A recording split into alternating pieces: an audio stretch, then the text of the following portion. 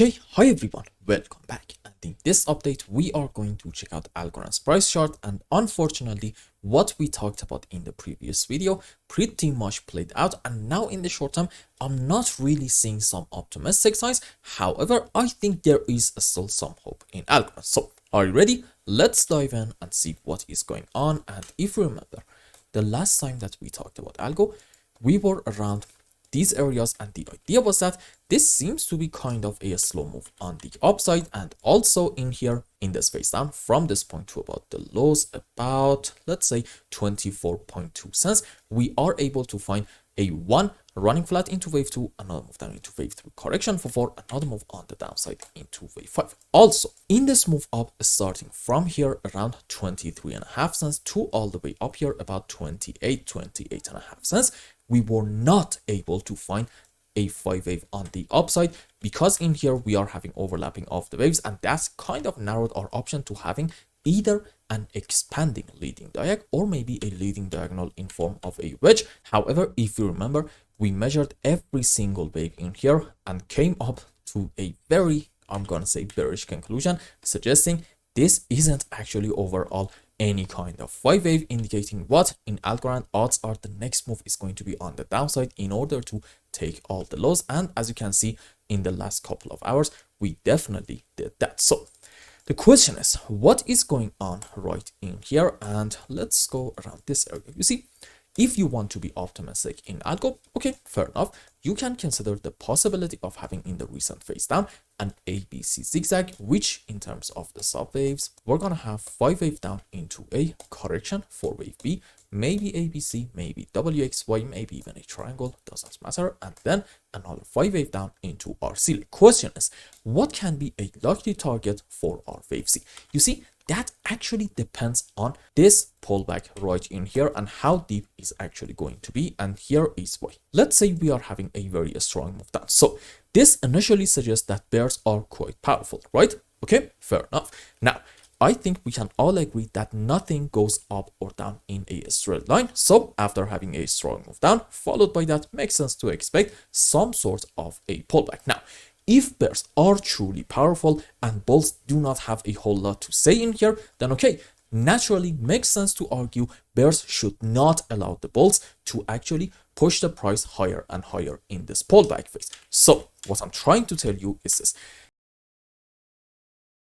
if bears are very much powerful and we are actually headed for some very deep move on the downside, you shouldn't actually see a very strong move up, a very maybe slow move followed by a very quick move on the downside. So essentially, in terms of Fibonacci retracement, if you are not seeing a deep retrace, at that point you can say in this phase down we are actually going to go quite a bit lower, and unfortunately in Algorand we are having something like this. Let's just measure this move up in terms of Fibonacci's and see how deep was it actually. As you can see, we only retraced to about the 38% level, which to me indicates, you know what, bears in here are quite powerful, and odds are the current move down that we are having in Algorand is going to be quite deep. And for example, if you are interested in finding the sub waves, I think you can say this is one correction for wave 2, and right now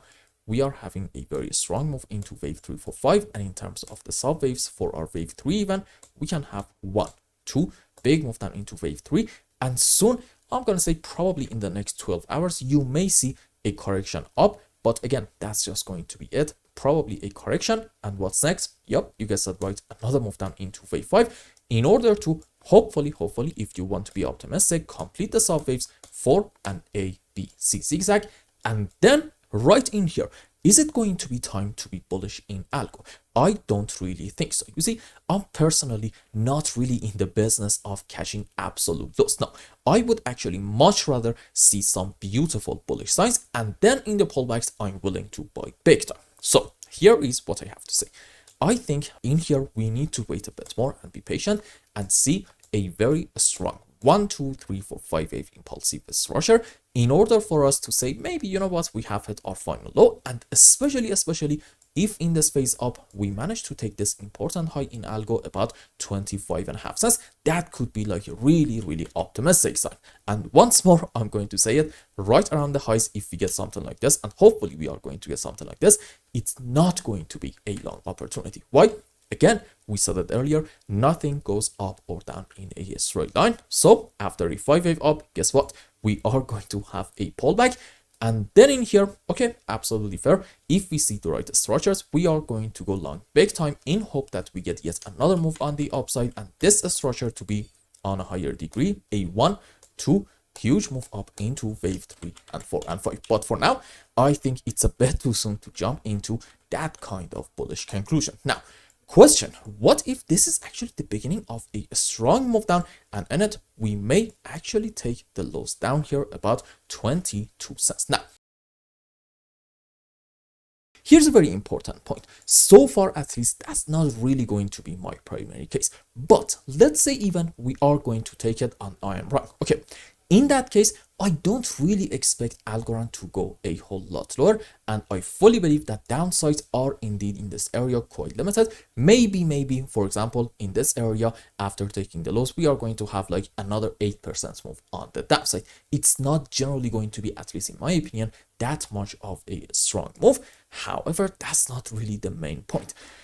In my view, if we take the lows, at that point, the recovery phase is going to take some time. Why? You see, earlier in the video, we said if we want to be bullish, then okay, we need to be able to find 5-wave up followed by a consolidation pattern, a very slow and choppy move on the downside.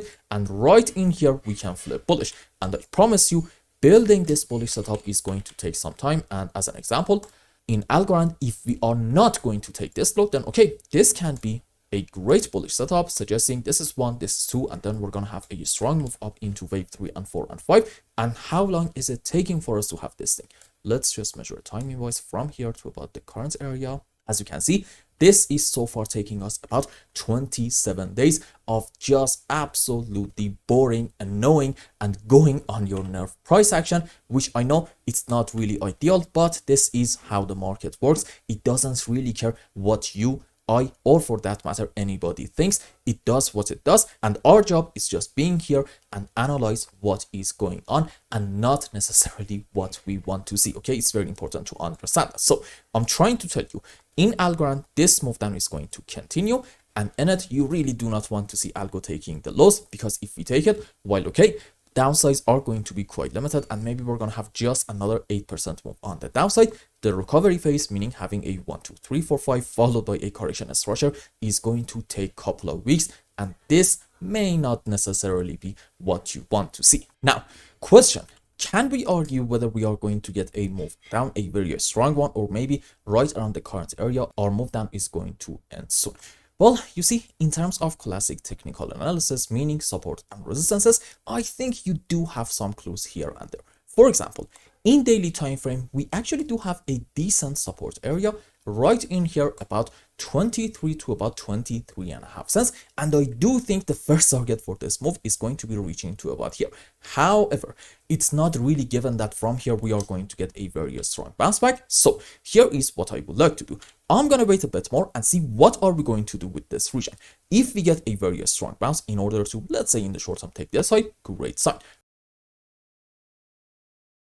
On the other hand though, if we get a continuation of this move down and we manage to go under this level, do a pullback, and then a continuation of the move down, at that point, number one, count on algo to take this low right in here, and number two, count on this whole move down to continue for another 10% in order to reach to about this area, around the 20 to about 20.5 cents region.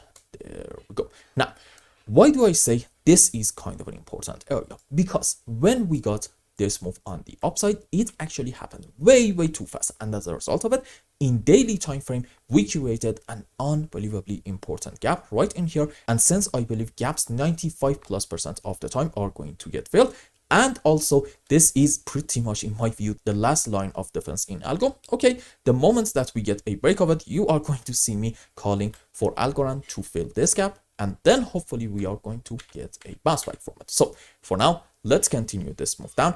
and all eyes should be on this important level and see what are we going to do with it. And I hope I explained everything well and you understood what is going on in Algorand. Anyway, if you found any value in my content, I would really appreciate if you like this video and consider subscribing to my channel and follow me on Twitter. And if you want more, maybe you want a complete analysis for your own specific crypto, or maybe you want to learn some decent TA in order to be able to make good money in the markets, you can become a member and ask me anything you want. And until the next update, I hope you have a wonderful time with your family and loved ones. Goodbye.